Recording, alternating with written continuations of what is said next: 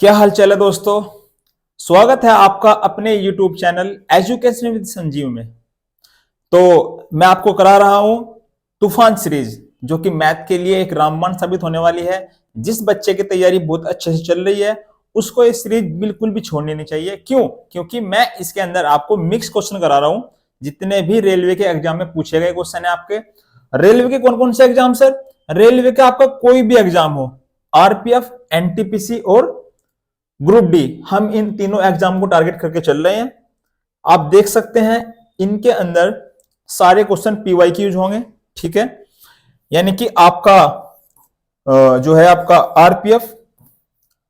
RPF, ठीक है ना, एनटीपीसी, एनटीपीसी के लिए तो रामबाण है। ठीक है, और उसके बाद ग्रुप डी, ये तीनों एग्जाम को टारगेट करके हम चल रहे हैं इस सीरीज के माध्यम से। आपको जुड़े रहना है। मैं आपको इसके अंदर शॉर्ट से शॉर्ट माध्यम से, मतलब जो भी मैथ कोई भी क्वेश्चन करने का जो सबसे शॉर्ट तरीका हो सकता है, मैं आपको इसके अंदर वो बताने वाला हूं। ठीक है, तो जुड़े रहिए साथ में। अगर आपको कोई क्वेश्चन समझ नहीं आता है तो फिर आप कमेंट में जरूर बताएं, मैं उसके लिए स्पेशल आपको बताऊंगा फिर उसके बारे में। ठीक है, वैसे तो जुड़े रहिए आप, दोस्तों को शेयर जरूर करें इस वीडियो को। क्वेश्चन नंबर हमारा 1 है, कम से कम कैलकुलेशन होगी। क्या कहा मैंने आपको? कम से कम कैलकुलेशन होगी इस बैच में। ठीक है, कम से कम कैलकुलेशन। हम पेन का बहुत कम यूज करेंगे। देखो, 5,000 रुपए की धनराशि को 10% के वार्षिक साधारण ब्याज पर निवेश किया जाता है तो कितने वर्षों में यह ब्याज की राशि 1,500 हो जाएगी? आपको वर्ष बताना है। आपने ये कहा, सारे के सारे पीवाई के क्वेश्चन है आपके एनटीपीसी में 2019 के पूछे गए क्वेश्चन। 1,500 रुपए का ब्याज मिला किस पर? 5,000 पर। तो ब्याज का प्रतिशत कितना हुआ, यानी कि दर कितनी आई? सर 1,500 बटे 5,000 और गुना 100, यानी कि कितना आया? 30%। अब आप मुझे बताओ कि 30% ब्याज मिला कितने साल में? ये तो सर आपको निकालना है। आप ये बताएं कि एक साल में कितना ब्याज मिलता है? 10%। तो 10% को 30% में पहुंचने के लिए मुझे किससे मल्टीपल करनी पड़ेगी? 3 से। तो 3 मेरा आंसर। ऐसे करना है आपको। ठीक है, ऐसे ही करना है। क्वेश्चन नंबर 2, क्वेश्चन नंबर 2 हुआ मेरा, करिए इसको। साइन सिंगल लाइन में क्वेश्चन करना है आपको। सिंगल लाइन में, 2 लाइन नहीं होनी चाहिए, बिल्कुल भी सिंगल लाइन में। 4 साइन स्क्वायर 30। आप ये बताएं मुझे, साइन 30 का मान क्या है? 1/2। स्क्वायर लगाया तो कितना हुआ? 1/4। 4 से 4 कट गया तो कितना बचा? 1। ठीक है, कोट 60 का मान कितना है? रूट 1/√3। स्क्वायर लगाया तो 1/3, 3 से 3 कट गया तो क्या हुआ? 1। सिंगल लाइन में। ठीक है, ये आपसे वादा। उसके बाद tan 45 का मान कितना है? सर ये तो 1 है। अब ये क्या होगा सर? ये तो 2 आ जाएगा, 2 आ जाएगा ना, 1 की गुणा 2 में करो तो 2 आएगा। अब आप मुझे बताएं 1 और 1 कितना हुआ? 2, और 2 से 2 कट गया, यानी कि प्लस माइनस। तो आंसर क्या होगा मेरा? 0। बिल्कुल पेन उठाने की बिल्कुल जरूरत नहीं है, वैसे मैं आपको समझा रहा हूं वैसे ही। ठीक है दोस्त, जुड़े रहिए साथ में। मैं आपको बहुत ही तूफान तरीके से कराने वाला हूं। वैसे तो आप जुड़े होंगे काफी बड़े बड़े चैनलों के साथ में, लेकिन कभी आप आराम से वीडियो को देखिए और फिर बताइए कि उन चैनलों में पढ़ाए गए जो क्वेश्चन है और इसमें क्या अंतर है। ठीक है, थोड़ा बहुत अंतर मिलेगा आपको देखने को, लेकिन चीजें वही होंगी सारी। 3 संख्याओं का गुणनफल कितना है भाई? 10 290 है। संख्या क्या क्या है मेरी? अनुपात में 3, 5 और 2 है। तो तीनों संख्याओं की में जो है ना, सबसे बड़ी संख्या बतानी है, यानी कि आपको 5 का मान बताना है। मैंने कहा इसको 3x, 5x और 2x गुणनफल है। उसके बाद उसने कहा कि इनका गुणनफल है कितना? 10 290। सर ये 10 290 के बराबर है। तो आप मुझे बताइए कि किसका मान निकालना है? 5x का मान निकालना है। ठीक है, अब ऐसे तो इसको करने में बहुत टाइम लग जाएगा, लेकिन इसको कैसे करेंगे? बिल्कुल सिंपल तरीके से। ध्यान से देखेंगे, इसको ऐसा नहीं करना है बिल्कुल भी। जब भी कभी आप x मानते हैं तो 3x के गुना आपस में करेंगे तो क्या आ जाएगा मेरा? x की पावर 3। ठीक है, अब 3 पंजे 15 और 15 दूनी 30, ऐसा करना है। ये मान किसके बराबर है? सर ये है 10 290 के। ठीक है। अब आप मुझे बताएं, 0 से 0 खत्म, 3 से इसको काट दिया, 3 तिया 9, 3 चौक 12 और 3 तिया 9। मुझे ये बताइए कि किसकी क्यूब है? 343, 343। सभी को पता है सर ये 7 की क्यूब है, यानी कि x का मान मेरा 7 आ गया। जब x का मान 7 है तो उसने पूछा है 5 का मान, तो 5x का मान कितना होगा? 5 सत्ते 35, ठीक है ना। 5 की में मल्टीपल कर दिया, यानी कि 35 इसका आंसर। ऑप्शन नंबर मेरा बी। समझ आया ना आपको? बताएं मुझे एक बार, कमेंट में जरूर बताएं। क्वेश्चन नंबर 4 करिए इसको। एक दुकानदार को एक वस्तु को 360 में बेचने पर 360 में बेचने पर क्या हुआ? 10% की हानि हो जाती है, तो उसे 30% का लाभ प्राप्त करने के लिए वस्तु को किस मूल्य पर बेचना होगा। वैसे तो मैं इसको अब ऐसे ही बता सकता हूं, अगर मैं करूंगा इस क्वेश्चन को, तो मुझे पता है इसका आंसर 520 है, लेकिन कैसे? ध्यान दिया होगा आपने, उसने पूछा क्या है सर? 30% के लाभ पर बेचना है, यानी कि 100 की वस्तु को 130 में बेचना है, 30% का लाभ। अब आपको पता है कि जो 130 है वो 13 का मल्टीपल है, 13 गुना 10। तो ऑप्शन में चेक कर लीजिए कौन सा 13 का मल्टीपल है, वही मेरा आंसर होगा। 13 चौका 52, ठीक है ना। लेकिन आपको अगर बेसिक सा करना है तो कैसे करेंगे कि आप दुकानदार हैं, सपोज करो आपके पास कोई मोबाइल है, आपके पास कोई भी मोबाइल, मान लीजिए मेरे पास तो सैमसंग का है, ठीक है। उस मोबाइल को आपको बेचना है। मैंने कहा कि सर आपने जो मोबाइल बेचा है वो कितने रुपए में बेचा? तो आपने कहा सर ये तो मैंने ना घाटे में बेच दिया। अब कितने घाटे में? सर 10% के घाटे में। यानी कि आप उसको लेकर आए थे 100 रुपए में, आपने उसको 10% के घाटे में बेच दिया, यानी कि आपने उसको 90 रुपए में बेच दिया, ठीक है ना। लेकिन क्वेश्चन में लिखा हुआ है कि 360 में बेचा है, तो यानी कि 90 बराबर किसके है भाई? 360 के है। अब उसको क्या बताना है? कुछ बच्चे क्या करेंगे, यहां से 100 गुना करके पहले क्रय मूल्य निकाल लेंगे, फिर उसके बाद 130% पर बेचेंगे, लेकिन ऐसा नहीं करना है। उसने कहा कि 30% के लाभ पर बेचना है, यानी कि 100 की वस्तु को आपको 130 में बेचना है, तो यानी कि 130 से मल्टीपल करते हैं। देखो 9 चौक 36 और 13 चौका 52, यानी कि 520 इसका आंसर, ठीक है। समझ आया आपको? बिल्कुल समझ आया, ठीक। क्वेश्चन नंबर 5 इसको करेंगे आप, ठीक है। ये करें, एक मिश्रण में अम्ल और अल्कोहल है, ये एसिड है और ये अल्कोहल है, ठीक है। उसने कहा कि अनुपात कितना है? 3:2 है। चलो यहां तक भी ठीक है। इस मिश्रण में 10 लीटर अल्कोहल मिलाने पर, एसिड नहीं मिलाया, अल्कोहल मिलाया, अम्ल नहीं मिलाया, उसने क्या मिलाया? अल्कोहल मिलाया। तो 10 लीटर अल्कोहल मिलाने पर अनुपात कितना हो जाता है? 3:5 हो जाता है। तो आप मुझे बताएं कि अल्कोहल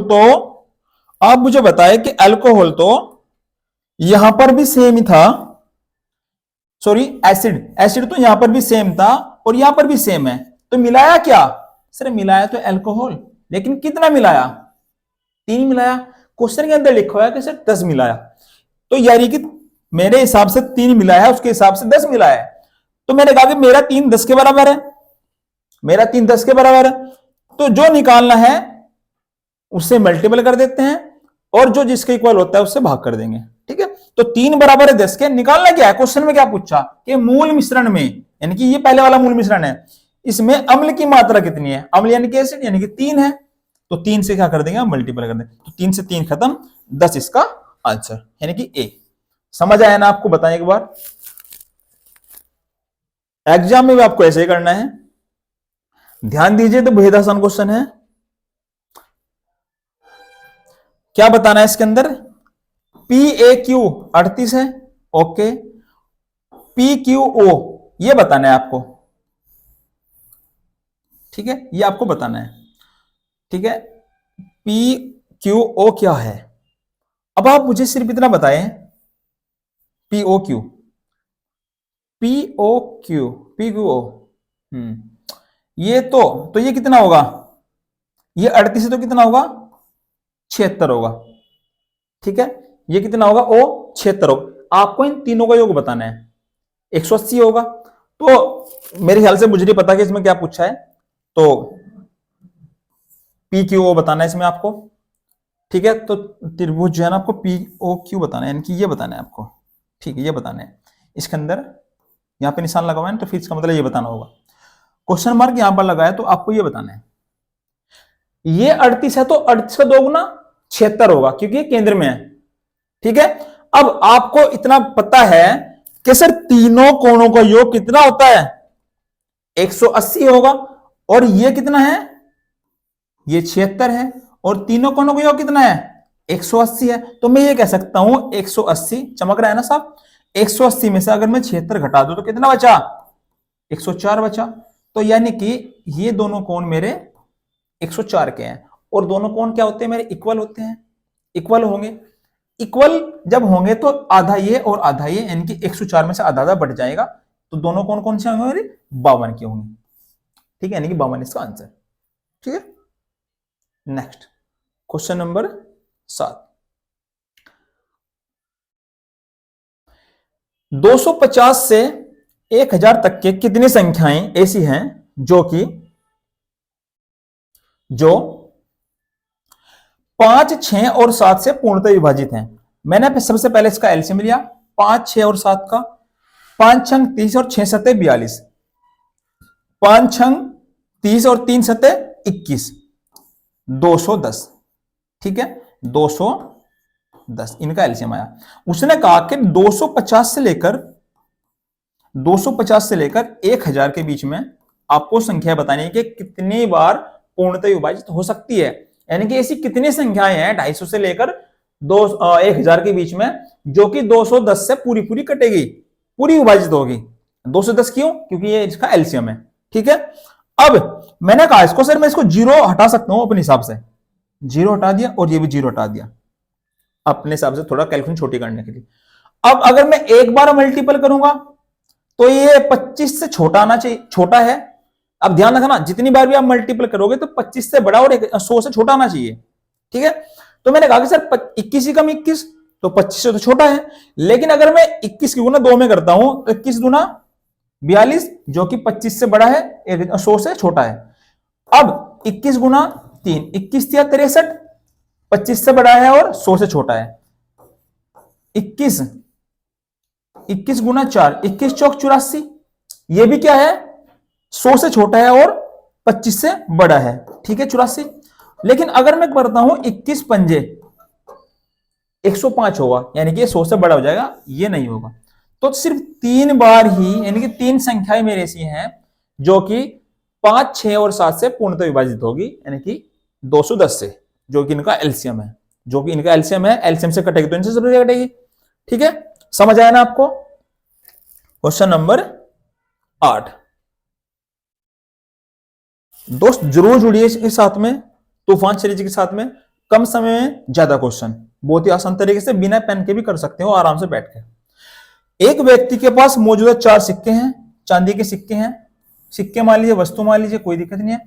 वस्तुएं हैं जो कि क्या है, पी क्यू आर और एस, पी क्यू आर और एस। चलो अब उसने कहा, अनुपात में कर लेते हैं इसको, अगर दे रखा है तो अनुपात में होगा वैसे, है ना।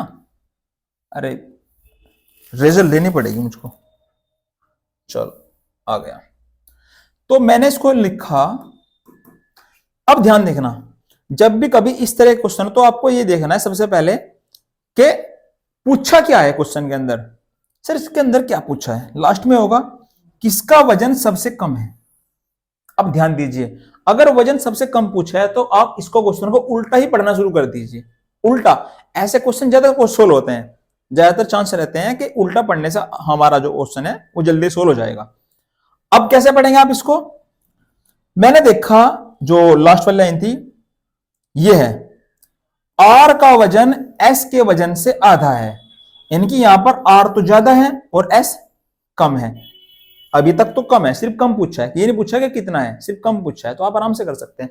आर का वजन एस के वजन से आधा है, यानी कि आर छोटा है और एस बड़ा है। नेक्स्ट पढ़ते हैं, क्यू का वजन एस के वजन का 2.5 गुना है। क्यू तो भाई एस से भी बड़ा है, मुझे तो छोटा ही निकालना था, तो आर यहां तक अब तक सबसे छोटा है, ठीक है ना, आर का वजन सबसे कम है। अब पी का वजन क्यू के वजन का 3 गुना है। पी तो जो है ना इनका सबका करता धरता यानी कि सबसे ज्यादा है, तो यहां पर क्या होगा, अभी तक आर ही सबसे कम है, तो और तो कुछ लिखा नहीं हुआ, यानी कि आर इसका आंसर, जो कि मेरा ऑप्शन नंबर डी। आप इसको कैसे करेंगे, आप इसको कैसे कर सकते हैं मैं आपको बताऊंगा। ये तो आपका बिल्कुल सिंपल तरीका था बिना पेन पेपर का, लेकिन आपको ऐसा कैसे करेंगे। मैंने देखा इसको उल्टा पढ़ लीजिए, चाहे उल्टा पढ़ लीजिए, कैसे पढ़ लीजिए, चाहे आप कैसे पढ़ लीजिए, ठीक है।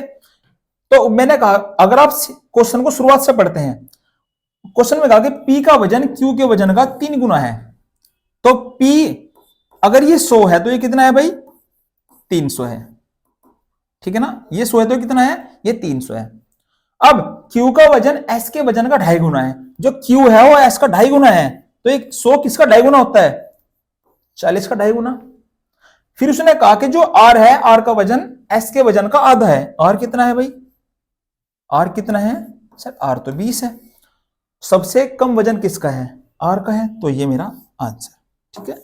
ऐसे भी कर सकते हो, और भी तरीके हैं बहुत सारे, इसके कई तरीके हैं और भी करने के, आप कैसे भी अपने हिसाब से कर सकते हो, कोई दिक्कत नहीं। क्वेश्चन नंबर 9, एक टेनिस खिलाड़ी ने अपने करियर में 5 मैच जीते, चलो 12 मैच हारे, ठीक है, 3 मैच ड्रॉ हो गए, तो टोटल कितने मैच खेले उसने, 5 और 12 17 और 3 5 और 12 17 और 3 20। उसने पूछा है कि करियर में हारने वाले मैचों का भिन्न कितना है, हारे कितने 12, तो यानी कि 12 हारे हैं, और टोटल कितने थे भाई, 12 तो उसने हारे और टोटल कितने थे 20, ठीक है। भिन्न पूछा आपने, 4 तिया 12 और 4 पंजा 20, तो 3/5 इसका आंसर। सिंपल था बिल्कुल। क्वेश्चन नंबर 10, लास्ट क्वेश्चन आज का हमारा,